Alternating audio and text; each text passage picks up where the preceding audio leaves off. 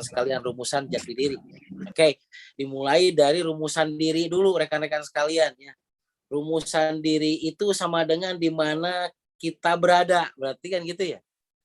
Oke, kita sekarang sedang berada di mana? Di keluarga di mana, di lingkungan di mana, rekan-rekan sekalian. Oke. Nah, itu kita harus sadari dulu nih, bisi kieu gitu. Kita teh berada di Tatar Sunda, tapi kita hidup gaya barat. Kabayang tuh bakal loba nu nampol. Nah, seperti itu rekan-rekan sekalian ya.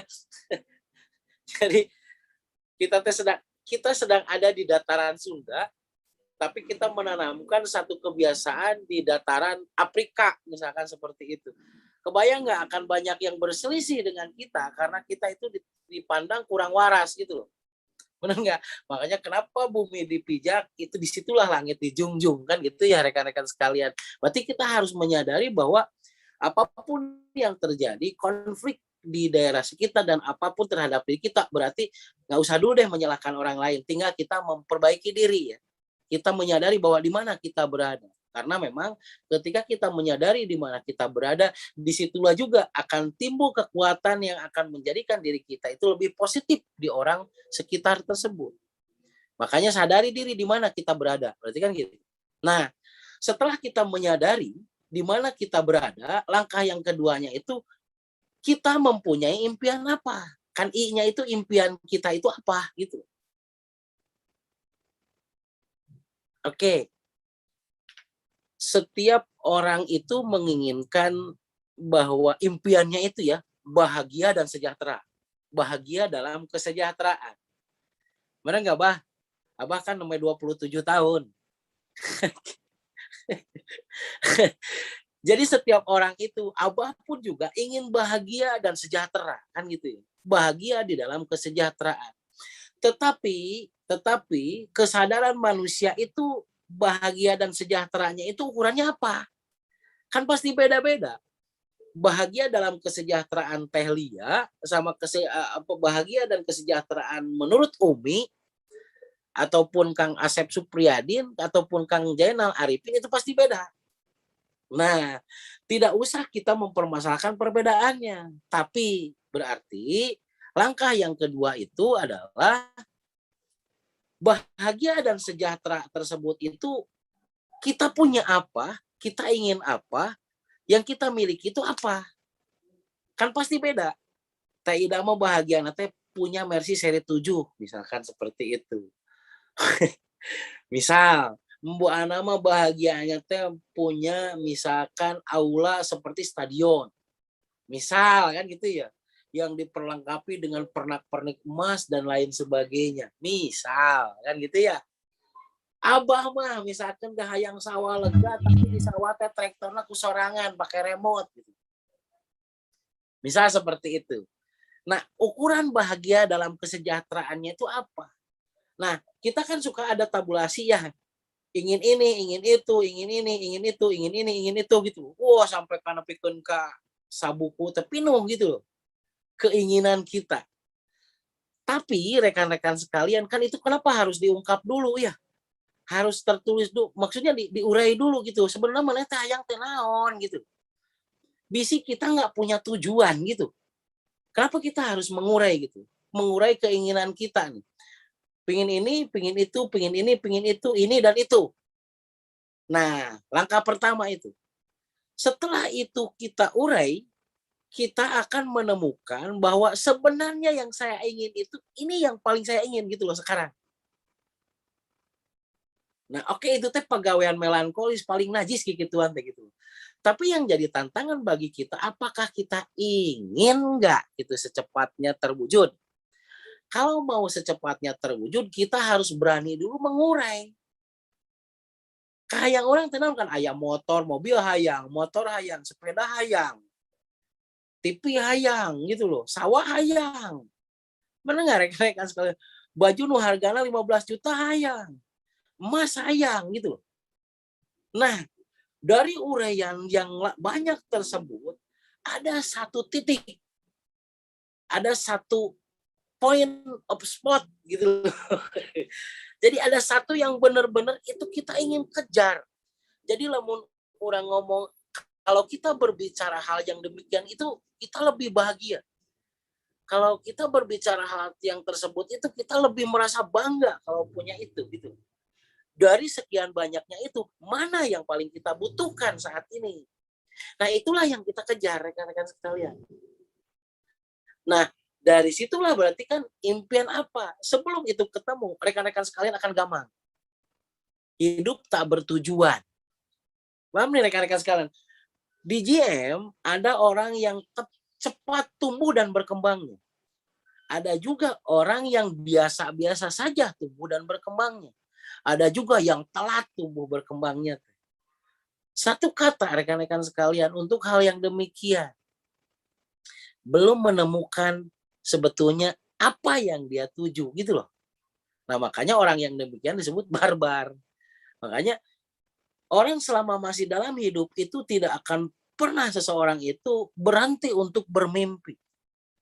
Tapi impiannya itu banyak. Oke, mau nggak impian-impian yang lain tetap cepat terlampaui gitu.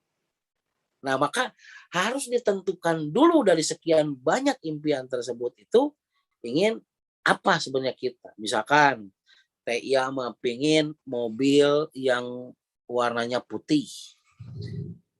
Motor sport yang warnanya putih. Melahirkan lancar. Uang tabungan banyak. Bari ngadang-dayang tapi bisa closing. Wah, berarti kan gitu ya. Nah, dari itu semua misalkan mobil, motor, emas, closing bari ngadang-dayang, misalkan seperti gitu. Nah, ada dari 4 ini, iya teh gini, oh closing ngadang-dayang. Ya, yang bisa closing sambil bersantai. Kan itu impian teh teh jadi kebanggaan misalkan. Nah, berarti setelah kita tentu impiannya itu apa, baru nih ke langkah yang R-nya. Rencananya bagaimana? Kan gitu rekan-rekan sekalian. Rencananya bagaimana gitu. Abah hayang mobil warnana hidung, misalkan gitu. Aing hayang mobil yang warnana hidung. Saya ingin punya mobil yang warnanya hitam, kan gitu. Nah, setelah itu direncanakan, datanglah ke dealer. Kaos kalakuan si Umi. Duit can aya, nanaon can aya datang ke dealer. Cas. Harganya seberapa cina iya gitu. Oh, dipercaya apa si Umi atuh 8 gelis aya nama. Cas gitu. Sabaraha ieu cenah gitu. Harga kontan sabaraha, cicilannya sabaraha gitu kan. Pede aja dulu, benar nggak rekan-rekan sekalian? Setelah itu kita menemukan, benar nggak? Menemukan, oh mobil Brio misalkan, mobil Expander, mobil Pelos, mobil Ras ataupun mobil Mercy warna hitam itu harganya berapa? Oh, lamun dicicil misalkan DP-nya sekian, cicilannya sekian. Ada gambaran nggak kita? Ada, rekan-rekan sekalian. Ieu mah hayang mobil cicing we engke geus aya duit cenah saya nek kadeler ka Karak Alila atuh. Masa bisa kontan itu prosesnya ya Mas ya, sekitar 3 bulanan ya Mas ya? 3 bulan, 4 bulan Bu ya. Oh, 100 hari tapi tidak lebih dari 100 hari Mas saya yakin itu. Pan asalnya mah lama gitu loh, tapi setelahnya masih memberanikan diri mencari-cari, searching harganya sekian, tampilannya ini, warnanya ini, sehingga terbayang. Setelah terbayang baru gitu loh, saya harus melakukan nih kan gitu. Nah, setelah rencananya bagaimana? Berarti kan rencana tadi merencanakan bahwa saya ingin yang seperti ini dalam waktu sekian. Saya ingin target itu terlampaui kan gitu. Nah, baru Mas saya mengagedut rapi gitu ya. Follow up klien gitu kan. Setelah itu terus saya melakukan 3-3-100 gitu. Enggak. Saya lihat Mas saya tidak lebih dari itu gitu. Dan yang lain termasuk saya juga tidak lebih dari itu. Embu misalkan waktu itu pingin membangun membangun satu rumah yang megah dan luas seperti sekarang. Datu jauh mu tilu-tilu 100 gitu tes gitu. Tapi rezeki ayah dari 3-3-100 itu Allah menitipkan rezeki itu dari siapapun. Benar nggak rekan-rekan sekalian? Kebayang kalau kita tidak gerak. Yang salahnya itu bukan masalah hasilnya berapa, dibayar berapa, kita bisa closing apa, bukan hanya itu rekan-rekan sekalian. Itu mah menjadi akibat, benar nggak? Tapi yang harus kita lakukan berarti kita merencanakan, kita udah jelas nih. Nah sehingga masa nu biasana tara mamawa pendan jadi mamawa pendan. Nu biasana closing biasa-biasa jadi lebih mumpuni gitu karena eh, senia di otaknya kan gitu. Senia kudu benang, kudu kontan, senia kudu benang, kudu kontan. Ya Allah, kudu kontan, kudu benang gitu. Akhirnya terus kan di dalam hati itu didentungkan. Ya akhirnya Allah memberikan cara dan jalan dari manapun. Pada satu titik, berat kontan gitu. Bayang nggak rekan-rekan sekalian? Jadi yang intinya itu, Anda jangan pernah berhenti mempunyai impian. Anda jangan pernah berhenti mempunyai impian. Impiannya itu jangan dalam kondisi tidur saja. Dalam kondisi Anda terbelalak juga selalu teringat impian itu. Kaidah yang pelos. Hoyong pelos, ya siap. Pelosnya warna apa? Keluaran dealer mana gitu loh. Tahun berapa? Misalkan seperti itu. Dealer heula ka dealer heula, misalkan seperti itu. Nah, lamun ngekeuweuk eta sudah memegang yang namanya itu brosur, kebayang teu ngaguligahna ieu hate. Nepi ka gelisah peureum ka deuleu beunta karasa ieu seandainya gitu loh. Pelos dalam genggaman gitu. Begitu indahnya eta jeung si ayah Allah jeung si ayah bisa bersama gitu kawas mase jeung buse gitu kemana-mana sekarang mau pakai kacamata hidung gitu mase ngagaplek dia cas gitu ngagaplek we gitu nih ya rokok ngagaplek bari si tanganna teh sabelah keluar ces. Nah hal itu yang rekan-rekan sekalian perlu dipahami hal-hal itu sebetulnya hal-hal sepele ya kayak misalkan berhayang dulu Bah Idrus, saya pingin double kabin dulu. Saya pikir gini gitu, kalau pakai double kabin saya akan pakai topi laken gitu. Ya, udud si garilos, Bah. Silung teh dikaluarkeun ceus gitu. Oh, itu numetik, oh bari edek gitu ya, bari ngageter teh gini gitu. Kejadian loh, Bah.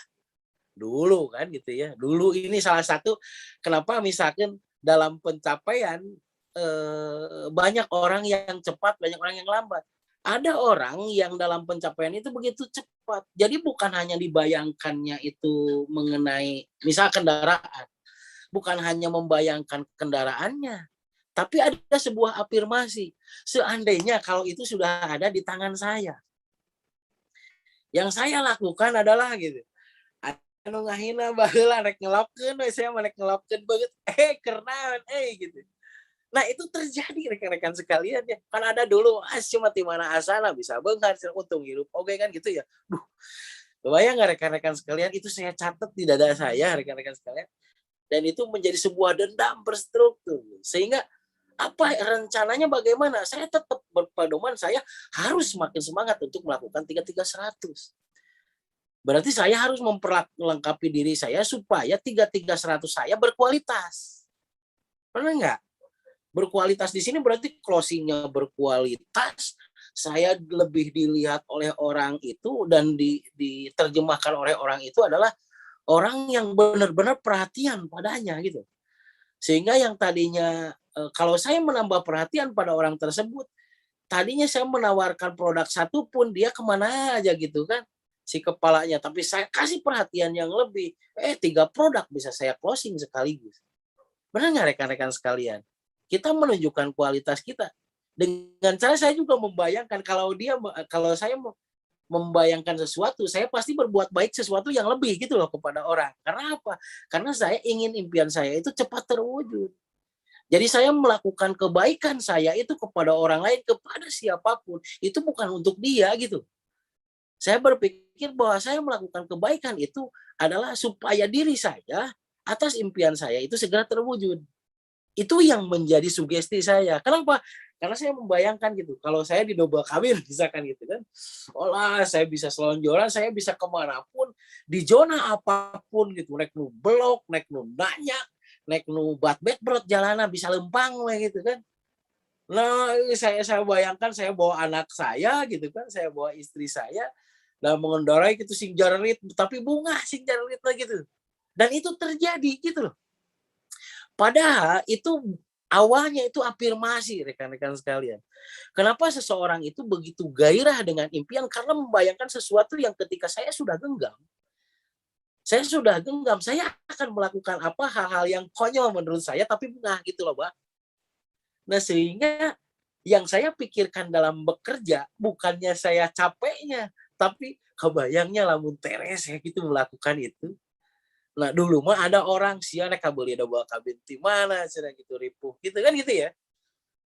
Nah, setelahnya saya punya, ada orang dia mah jadi depan gitu kan gitu. Saya lewat, "Hayu rek ngiluan wah," gitu. Edannya manehnya. Nah, itu sebuah kebanggaan, Mbah. Sebuah kebanggaan bagi saya gitu ya. Saya sendiri memang itu konyol. Saya juga berpikir itu konyol, tapi itulah yang menjadi trigger saya. Misal lagi gitu kan. Dulu mah istri saya misalkan berbicara gini, Mbah, "Di mana jalannya? Kan cenah kieu ge masih kena cicilan, masih kitu, masih kitu," kan gitu ya. Dulu, Mbak. Nah, satu sisi saya berpikir pada satu saat akan saya tunjukkan bahwa apa yang saya beli itu kontan sama lo gitu. Oh, dendam saya ke istri saya. Dendam tuh apa? Dendamnya itu saya ingin buktikan bahwa apa yang saya beli itu kontan. Nah, gitu. Jadi dalam pikiran saya, apapun yang saya beli itu kontan sehingga kamu tidak akan pernah ngomong bahwa bahwa itu tidak mungkin gitu. Nah, saya buktikan ketika misalkan saya di PJE dan lain sebagainya itu lebih saya bukan bukan berbicara apa ya, capek heeh gitu, bah, hanya adalah tiang listrik. Tapi ketika ketika capek saya itu terobati lagi, kebayang saya bisa ngebuktikan itu gitu. Bungana mau dijual samiliar ku saya kajelema gitu. Nah itu, Bah, saya yang selalu itulah yang disebut dendam berstruktur. Misal Apipin pernah dihina ya gitu. Ah, Apipin tuh bayangkan memang afirmasi diri bahwa Apipin pada satu titik akan diam di sebuah mobil yang Apipin itu impikan. Eta kabayang bari ngelok aya jelema eta bari ngaliwat Apipin teh seuri saeutik ku seuri nanti gitu kan. Jero ieu naungkul juru naungkul gitu seuri. Lah, itu tuh sangat enak sekali Apipin. Nah, itu konyol gitu loh, Bah. Saya tuh itu tuh konyol gitu membayangkan itu, tapi itulah yang membuat saya bahagia dan capek saya hilang ketika saya bekerja. Sehingga pekerjaan pekerjaan saya bukan dipaksa oleh oleh kebutuhan, bukan. Saya dipaksa bahwa pada saat saya ingin segera mewujudkan itu gitu. Saya ingin membuktikan bahwa saya berhak diperhitungkan. Itu yang menjadi salah satunya rekan-rekan sekalian ya. Jadi kalau berbicara bahwa rencananya bagaimana. Nah, untuk merencanakan bagaimana itu saya sebetulnya selalu kalau kita sebagai JM kan nggak lebih dari 3300 benar nggak? Bisa nggak dari 3300 kita hasilnya semiliar sebulan? Bisa. Sabuktina aing gitu loh rekan-rekan sekalian benar nggak? Kalau dulu makan ngayal di mana asana tilu-tilu 100 bisa samiliar. 1 juta ge teuing sabulan. Dulu rekan-rekan sekalian. Tetapi seiring perjalanan waktu saya nggak henti terus 3300 sampai dengan detik ini. Pahami 3300 itu bukan konteks terapi kupra, aku poin anatomi, kemudian raksa jiwa dan lain-lain, bukan hanya itu. Tapi kita bisa menggulirkan produk juga itu 3300 nggak? 3300 rekan-rekan sekalian sama-sama saja, jangan terlalu alergi dengan yang demikian ya. Kalau misalkan Anda mempunyai jaringan, nah atuh mana mangadon jualan, mungkul produk, nggak apa-apa, bener nggak? Itu juga trigger dia gitu, bener nggak? Nah apalagi dia saja hanya jualan produk saja bisa gitu, apalagi dengan aplikasi gitu. Misal seperti itu, Anda mempunyai seperti itu gitu. Karena memang dulu mah gitu ya, saya misalkan mempunyai downline nih, ada yang nu ngajualan produk mungkul, aya anu nerapi mungkul gitu tanpa menjual produk. Dulu mah sok lambai tetara karaos gitu, Bah. Pletek gitu, pletek. Padahal trigger-nya dia itu gitu. Dia bisa menghasilkan sesuatu yang baiknya dari itu. Nanti juga kedua-duanya akan berjalan. Kadang-kadang orang masuk kejot borosotnya. Hayang dua-duanya teh berjalan sekaligus. Ya dia aplikasi ya dia juga closing gitu loh. Kadang kan ada orang yang closing saja, ada yang aplikasi saja tara closing, tapi aplikasi mah terus we gitu. Eta lambai urang sok tara karasa gitu loh, jeung beungeut urang tara kajaga gitu loh, Pak. Nah, yang saya rasakan seperti itu. Nah, pasti rekan-rekan sekalian semua di grup break ini pernah merasakan hal yang demikian. Sok kesel ka jaringan lamun salah satunya gitu loh, bisa beraplikasi salah satunya. Pahami rekan-rekan sekalian, di JM itu perlu proses, benar nggak? Perlu pemahaman yang matang. Sehingga itu akan terjadi pada satu titik. Asal hatinya tidak terusik gitu. Abah ayeuna keur sumanget diusik hatena da teu sumanget atuh. Begitu juga kita rekan-rekan sekalian, benar nggak? Jangan sekali-kali lah kita kalau bisa mah mengusik hati gitu loh teman-teman kita. Itu yang terjadi rekan-rekan sekalian. Karena sekali lagi bahwa tantangan di 2022 di tengah sampai akhir itu bukan masalah dia tidak bisa closing ataupun tidak punya jaringan. Tapi masalahnya adalah aktualisasi diri. Diakui gitu loh. Merasa diakui dan diposisikan oleh kita bahwa dia tetap menjadi orang yang baik. Saya sendiri kalau saya melakukan salah, nggak mung disalahkan ke batur mah gitu loh. Bener nggak? Kita melakukan kesalahan itu tuh benar-benar kita tuh salah gitu. Tapi kita tuh disalahkan orang orang lain dan jadi hate atuh. Padahal kita tuh tahu kita tuh salah gitu. Cing lah tuh udah maneh tegas nyaho aing teh salah, sia teh ngomong wae gitu.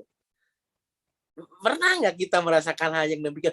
Berarti apa yang dirasakan orang lain juga tidak akan jauh gitu kan dengan apa yang kita rasakan. Makanya kan satu approach dari Rasulullah itu belum beriman seseorang jika orang tersebut tidak merasakan apa yang orang lain rasakan seperti hanya yang dia rasakan. Kan gitu. Berarti yuk mari kita memperbaiki ya kita hasibu qabla an tuhasabu. Tidak ada yang terlambat. Termasuk diri saya sendiri. Saya menghimbau kepada diri saya sendiri gitu. Bahwa sekali lagi 2022 pertengahan di Lodaya Banyu. Kebayang nggak Lodaya Banyu. Lamun Lodaya itu seuneu gitu loh. Lamun Banyu teh cai. Kebayang tuh. Seuneu jeung cai gitu loh. Tahun seuneu jeung cai. Tapi yang terjadi yang mengusik air dan api itu di tengah-tengahnya. Wadah gitu. Bener nggak rekan-rekan? Padahal antara air dan api itu bisa sinergi kalau ada wadahnya gitu. Bener nggak? Api na dihanap di pancian, aya cai di luhur, da ngagolak bisa diinum.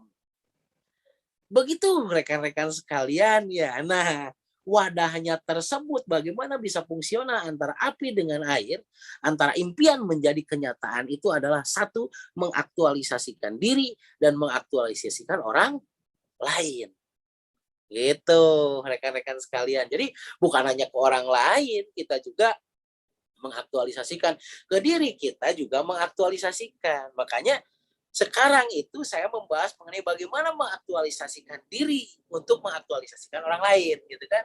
Dari mulai kita menyadari di mana kita berada, yang kedua kita impian itu apa, yang ketiga itu rencananya bagaimana, dan kapan implementasinya, benar nggak?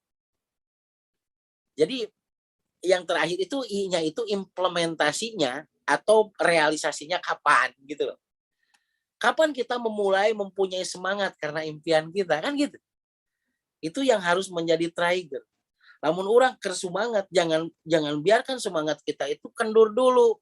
Amang pengker semangat kayak we cenah. Lamun ieu bararungah keneh aya nama duit aya keneh gitu. Kamari closing 3 juta bisa lah 3 poeun gitu. Kan ada yang seperti itu di luar sana mah rekan-rekan sekalian ya. Jangan biarkan ketika api sedang membara di dalam diri kita itu pudar dulu. Jadi sebelum impian itu tercapai jangan sampai api itu dibiarkan untuk pudar dulu gitu. Kalau mati tidak tapi pudar gitu. Karena saya deui kapanasna. Benar nggak rekan-rekan sekalian? Kalau Anda misalkan sekarang sedang mempunyai penghasilan yang lebih ataupun kurang. Barakan terus apinya rekan-rekan sekalian ya. Nah kalau sudah membara hati-hati nih zona nyaman gitu loh. Saatnya impian karaih mah kegenggam. Jangan dulu berhenti gitu. Biarkan kita walaupun kita berhenti umur kita, biarkan kita berhenti itu dalam kondisi yang sedang berjuang. Itu rekan-rekan sekalian ya, banyak makanya ada istilahnya karena nilai setitik rusak susu sebelanga kan gitu ya. Kita udah berjuang di awal tengah tapi ketika kita mau akhir mau mencapai deket ya gitu loh. Deket ya kalau impian malah lebih kendor gitu loh semangat kita. Nah itu yang atau pelecang deui jauh deui impian teh gitu. Jangan we kayak gitu. Masa boga 3 juta lumayan cenah. 4 poeun mah aplikasi cenah gitu. Nah, da geus 4 poe teh jadi bingung atuh, ya aing kudu aplikasi naon gitu loh. Padahal di 4 hari ke belakang itu sangat terbayang apa yang harus kita lakukan, benar nggak?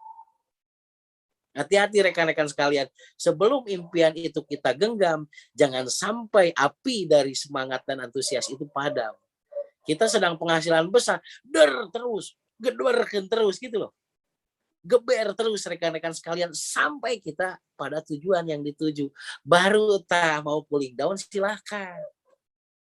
Ketika impian udah tercapai, aprikri misalkan hayang Fortuner. Bayangkan dina Fortuner gitu, Om Pikri gitunya. Eta udud anu panggeunahna salam dunya naon gitu. Bari si tangan teh dikeluarkeun set gitu. Make kacamata hideung. Eta. Aya nu ngahina baheula dilewatan, ditanya ku Om Pikri teh kunaon euy? Bari ngaliwat gitu. Eta bungahna moal aya. Nah itu Jadi dalam pangbungahna salam dunia boy. eta Om Fikri harus mempunyai trigger seperti itu. Eta embu hoyong misalkan teh mempunyai klinik yang megah, kemudian tempat cooling down di atas yang bisa alamnya itu terbuka gitu. Nah, embu teh berarti embu tuh harus afirmasi pada satu titik yang tidak lama. Saya akan angkring di atas sambil melihat bintang dan bulan gitu. Pada kursi sofa, kemudian sangat ditemani empah di pinggirnya gitu kan. Lah sambil menikmati secangkir teh hangat gitu. Aya nu lewat eta nu ngahina, keurnaon deui gitu. Eta nah gitu. Nah itu salah satu trigger gitu yang selalu membuat saya juga dulu gitu. Jadi apapun yang itu tuh selalu dikaitkan kepada orang yang pernah menyakiti saya, rekan-rekan sekalian ya. Pada satu saat saya akan tunjukkan pada dia. Gitu. Jadi lamun capek teh inget deui ka jelema beungeut jelema eta embek deui pan semangat deui gitu. Nah itu yang kenapa saya selalu ngomong dendam berstruktur. Harus mempunyai dendam berstruktur, jangan dendam yang barbar. Kalau dendam berstruktur itu selalu orang itu bertanya kepada orang yang dia percayai. Itu bedanya rekan-rekan sekalian. Kalau dendam yang barbar, dia bergerak dengan capek, tapi malas untuk bertanya dan selalu mempertanyakan. Itu dendam barbar. Tapi kalau dendam berstruktur, dia akan selalu bertanya, akan mengevaluasi, bertanya, mengevaluasi, melakukan sampai pada tujuan yang dituju. Oke, seperti itu ya rekan-rekan sekalian. Nah, makanya ya, ketika kita sudah mengimplementasikan kan di mana kita berada, impiannya apa, rencananya bagaimana, implementasinya kapan. Oke, kita udah implementasikan gitu ya tadi. Kita udah melakukan. Makanya langkah yang terakhirnya itu adalah rumusan batas. Nah, kita yang pertama itu berkomitmen. Sebelum impian itu saya genggam, saya tidak akan pernah berhenti untuk bergerak. Naik upline saya seiring dengan pikiran saya, mau downline saya seiring dengan pikiran saya, tetap saya akan bergerak sesuai dengan kapasitas saya. Itu berkomitmen berarti kepada diri, rekan-rekan sekalian. Yang kedua, ya, rumusan batas itu berarti A ya, amanah. Tetap amanah, rekan-rekan sekalian. Bisa dipercaya. Tetap amanah gitu loh. Amanah itu bisa dipercaya. Pasien nitipkeun duit, tetap urang kajaga, urang nyekelan duit, bisa dipercaya gitu loh. Kemanapun kita bergerak tepi ka melangeun pamajikan ataupun salaki gitu. Kan itu amanah berarti rekan-rekan sekalian ya, memperjelas apa yang sedang kita lakukan. Makanya tetap kita amanah dimanapun kan gitu. Nah, yang ketiganya itu tersistem rekan-rekan sekalian. Tersistem. Biasanya orang yang tersistem itu adalah orang yang tetap teguh dengan tujuan dan bertahan dengan tantangan melalui satu wadah. Banyak orang yang di GM setelahnya dia menguasai keilmuan rekan-rekan sekalian kemudian banting setir untuk sendiri. Alah, ada sendiri gak bisa. Nah, percuma bebarengan gitu loh. Kan banyak yang seperti itu rekan-rekan sekalian ya. Banting setir sendiri. Ternyata kehidupan sendiri itu lebih sakit dibanding dengan bersama. Makanya tersistem itu mempunyai wadah itu harus. Ingat rekan-rekan sekalian, orang pinter yang tidak tersistem akan dikalahkan oleh orang bodoh yang tersistem. Jadi orang yang tersistem itu selalu mempunyai pendahulu ataupun guru dalam sebuah wadah. Itu orang yang tersistem. Makanya jangan pernah berharap besar jika kita bekerja sendiri tanpa sistem. Begitu rekan-rekan sekalian. Saya ingatkan kembali, orang bodoh yang tersistem akan bisa mengalahkan orang pinter yang tidak tersistem. Oke, itu tersistem berarti kan. Kemudian rumusan yang selanjutnya itu adalah antusias. Antusias, rekan-rekan sekalian. Yang disebut antusias, cek.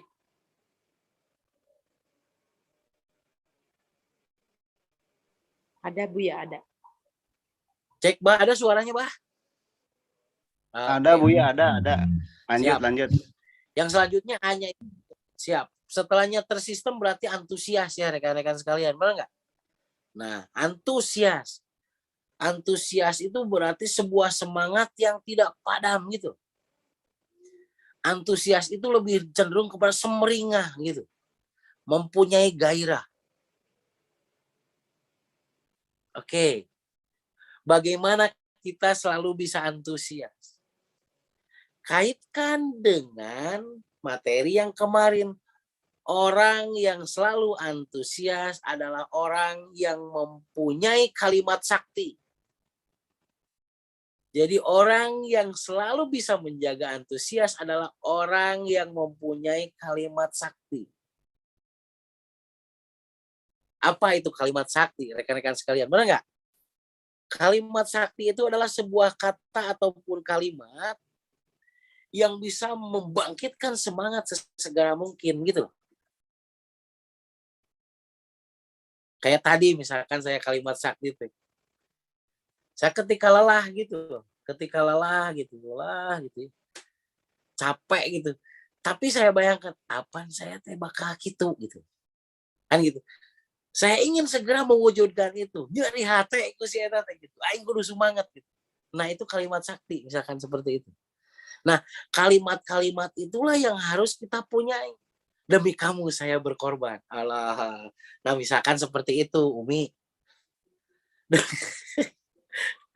Demi kamu saya bertahan. Misalkan ke Pak Wahid gitu. Nah, kan coba seperti itu berarti kan cik teh iya Kak Agus misalkan teh demi kamu yang saya bertahan misalkan cik Agus saya siap bertahan demi kamu yang gitu kan gitu ta. Jadi ada sesuatu kalimat yang bisa menggugah dan menyemangati kita. Cek Om Prikri teh panaing teh kudu kawin tahun 2002 tapi aku aing leuleus kieu. Nah, apa itu berarti kalimat sakti gitu. Cek Apipin bosan aing mah dihina rasakeun pokona 2002 nek ditunjukkeun ka maneh. Nah itu ajenal kade tong baketut wae nek ditunjukkeun ku urang kontan meulina naon ge gitu kan. Nah, itu kan kalimat sakti bener enggak? Ai cek Abah teh kieu piraku aing teu bisa batur we teu bisa batur ngadar sanggup aing ngadar sanggup bisa aing mah. Nah, kan itu selalu kalimat pembangkit gitu. Yang membuat seseorang itu greget, bisa dendam, bisa semangat, bisa membayangkan sesuatu yang lebih indah. Sehingga membuat orang itu tidak bisa diam gitu loh. Tidak bisa mengatakan saya lelah, tidak bisa seperti itu. Nah, itu yang disebut antusias rekan-rekan sekalian. Ya, jadi Tanpa antusias, segala apapun itu tidak akan pernah terwujud. Walaupun terwujud, itu bisa lama ataupun bisa sebentar. Kalau orang yang tidak antusias, apa yang dia miliki itu bisa hilang lagi gitu. Makanya berarti antusias itu asadu hubannya itu, rekan-rekan sekalian. Maka itulah yang akan bertahan lama. Kenapa? Waladzina amanu asadu huban lillah. Yang disebut beriman itu adalah yang asadu huban lillah, yang benar-benar sangat mencintai ajaran Allah, kan gitu ya. Yang sangat-sangat itu adalah orang yang antusias.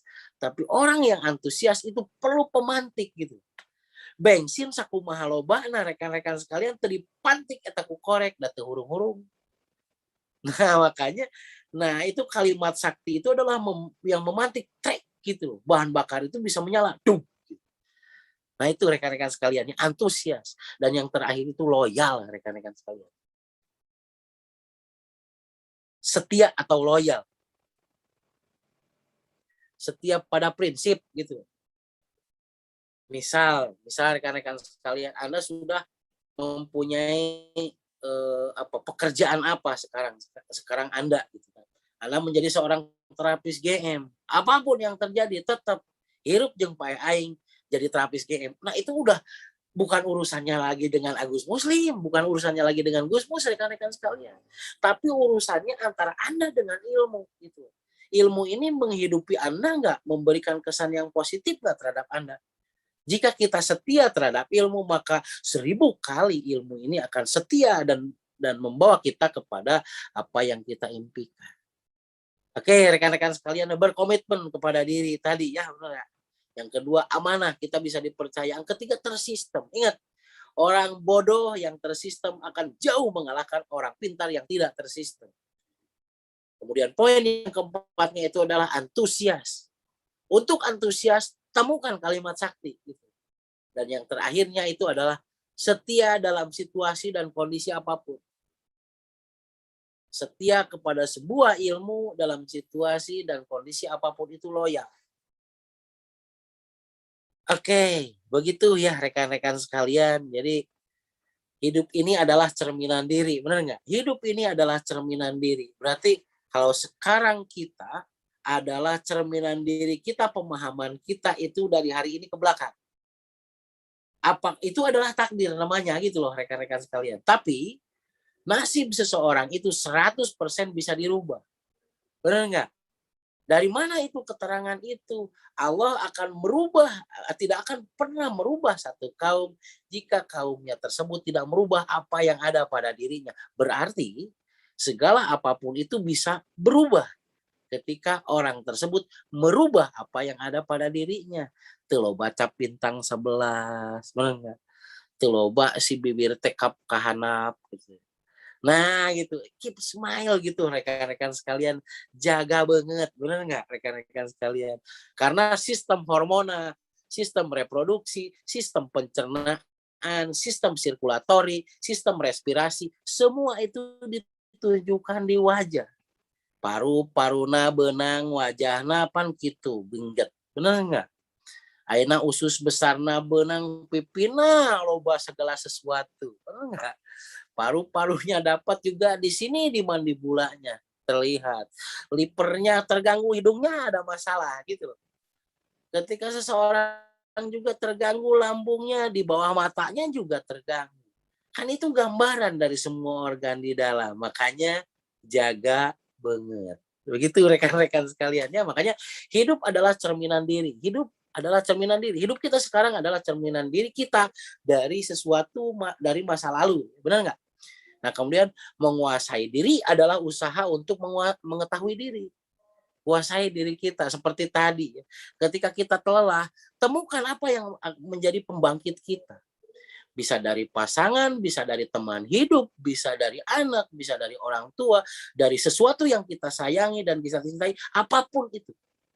Jadi kuasai diri. Kelebihan kita adalah kekurangan kita. Tapi kekurangan kita itulah kelebihan kita dibanding dengan yang lain. Begitu rekan-rekan sekalian. Sehingga ketika kita menguasai apa yang menjadi batas tertinggi dari potensi kita, adalah sebagai akibat dari kita itu menguasai diri. Balik lagi sebetulnya rekan-rekan sekalian, menguasai diri adalah kita mengetahui di mana kita, impian kita apa, berarti kan gitu ya rekan-rekan sekalian ya. Kemudian setelah itu rencananya bagaimana dan kapan kita berani memulai, berani menjaga dan menyelesaikan apa yang dimulai. Oke, mungkin itu rekan-rekan sekalian ya. Yang bisa saya sharing kepada rekan-rekan sekalian pada kesempatan malam hari ini. Yang garis besar saya ingin ingatkan kembali, temukan kalimat sakti. Temukan kalimat sakti ini. Balik lagi ke materi kemarin ya. Rumusan diri menjadi menjadi mengetahui batas diri itu dimulai dari kalimat sakti, rekan-rekan sekalian ya. Sehingga kita mengetahui nih seberapa pantaskah kita gitu. Oke, rekan-rekan sekalian, terima kasih atas semuanya. Semoga impian dan cita-cita rekan-rekan sekalian secepatnya terbukti, secepatnya terlaksana, secepatnya Allah memberikan kenyataan pada kehidupan kita. Orang yang istimewa adalah orang yang mengenal dirinya. Ingat ya rekan-rekan sekalian, Anda adalah termasuk dari orang yang istimewa. Saya yakin Allah akan selalu mengistimewakan Anda. Terima kasih atas segalanya. Billahi taufiq wal hidayah. Assalamualaikum warahmatullahi wabarakatuh. Saya kembalikan lagi ke Mas Roni. Oke, terima kasih Buya atas semua materi kemudian juga motivasi pada malam hari ini rekan-rekan ya. Jadi setuju ya, pada malam hari ini kita semua mendapatkan sebuah manfaat yang luar biasa rekan-rekan semua ya. Poin yang bisa kita ambil dari apa yang tadi disampaikan oleh guru besar kita semua rekan-rekan, jika kita ingin mengetahui batasan potensi kita, maka kuncinya satu rekan-rekan, kuasai diri kita rekan-rekan. Oke, selamat malam kepada rekan-rekan semua. Saya juga ucapkan ya selamat malam kepada rekan-rekan semua atas semua atensinya, kemudian juga antusiasnya pada malam hari ini. Baik, sama-sama kita ucapkan untuk mengakhiri pertemuan kali ini, sama-sama kita ucapkan alhamdulillahirobbilalamin. Dan dari kami, wassalamualaikum warahmatullahi wabarakatuh.